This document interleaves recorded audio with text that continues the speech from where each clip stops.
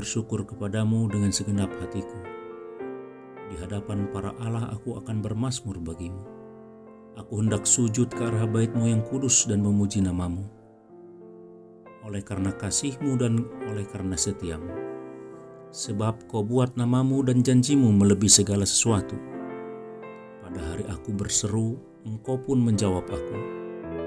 Engkau menambahkan kekuatan dalam jiwaku. Jika aku berada dalam kesesakan, Engkau mempertahankan hidupku. Terhadap amarah musuhku, Engkau mengulurkan tangan-Mu, dan tangan kanan-Mu menyelamatkan aku. Tuhan akan menyelesaikannya bagiku.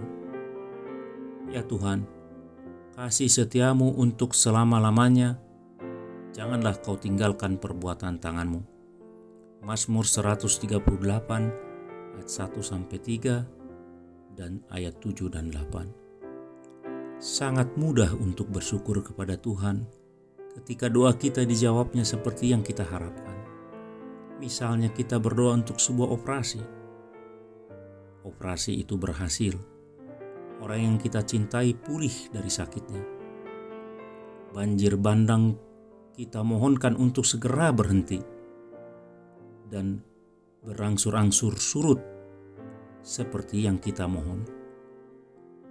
Sebagai tanggapan kita terhadap doa-doa yang dijawab oleh Tuhan sesuai dengan apa yang kita kehendaki, dengan segenap hati kita bergabung dengan pemazmur, memuji dan memuliakan nama Allah.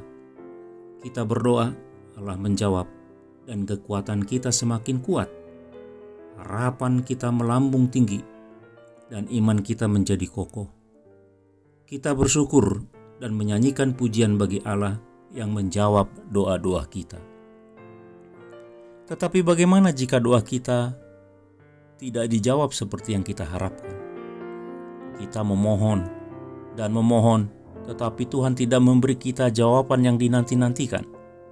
Orang yang dicintai meninggal, penyakit terus berlanjut, badai tak kunjung berhenti, bahkan harus menghancurkan banyak harta milik kita dan orang-orang yang kita kasihi. Di manakah Allah? Apakah Dia mendengarkan seperti yang dijanjikannya? Bagaimana kita bisa memuji Allah ketika nampaknya Dia diam saja? Pada saat-saat seperti itu, pujian kita terus berlanjut, tetapi bentuknya berbeda. Pujian kita tidak dalam bentuk nyanyian dan tanpa suara, bahkan bukan dengan nada kegembiraan, melainkan dalam bentuk kepatuhan kepada kehendak dan tujuan Allah. Pujian kita berbentuk ketaatan. Pada malam Tuhan Yesus dikhianati, Ia menghabisi waktu di Taman Getsemani berdoa kepada Bapaknya. Yesus berdoa agar Dia tidak perlu minum cawan penderitaan yang menantinya, yaitu cawan murka Allah melawan dosa manusia, termasuk dosa kita. Namun Yesus juga berdoa agar kehendak Bapaknya yang terjadi. Katanya, "Ya Bapa, jikalau Engkau mau, ambillah cawan ini daripadaku. Tetapi bukanlah kehendakku, melainkan kehendak-Mu lah yang terjadi." Bahkan diperkuat oleh seorang malaikat, juru selamat terus berdoa dengan penuh kesedihan, sehingga peluhnya menjadi seperti titik-titik darah yang bertetesan ke tanah. Cawan itu tidak dilalukan Allah. Yesus ditangkap, diadili, dan dihukum mati. Anak Allah yang tidak bersalah dipakukan di kayu salib. Untuk kita, Yesus meminum habis cawan penderitaan dan amarah yang mengerikan. Sesaat sebelum kematiannya, Yesus berdoa, "Bapa, telah tiba saatnya, permuliakanlah anak-Mu, supaya anak-Mu mempermuliakan Engkau." Sang anak menginginkan kemuliaan Bapa dan pujian Yesus untuk Bapa Sorgawi berbentuk sebagai tunduk kepada kehendak Bapaknya. Dia menjadi taat sampai mati. bahkan mati di kayu salib. Di kayu salib Dia memenuhi tujuan Bapaknya, yaitu keselamatan kita. Yesus berdiri di tempat kita dan menanggung hukum yang pantas kita terima atas dosa-dosa kita.